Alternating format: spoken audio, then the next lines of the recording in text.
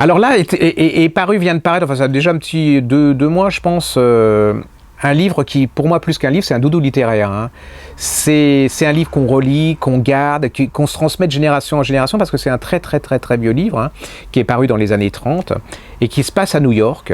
Et c'est en fait, c'est Brooklyn, mais Brooklyn avant que ça soit le Brooklyn des bobos, le Brooklyn actuel avec les lofts et tout ça. Non, c'est le Brooklyn des Irlandais, des Italiens, des émigrants.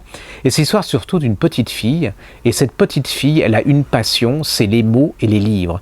Et vous allez voir comment cette petite fille va réussir dans la vie, elle va être heureuse grâce aux mots et aux livres. C'est l'histoire des États-Unis, hein, c'est une histoire, c'est très généreux, c'est très tendre, c'est très, si vous allez à New York, c'est le bouquin qu'il faut que vous achetiez, parce que pour savoir vraiment ce qu'était Brooklyn et ce qu'est Brooklyn maintenant, c'est toutes les racines américaines qui sont là-dedans, c'est toutes les migrations avec ces gens qu'en voulaient, qui ont souffert, c'est cruel, c'est dur, mais c'est aussi très beau parce que ils avaient faim, ils avaient envie de vivre, et puis tout ne leur était pas donné comme actuellement, souvent.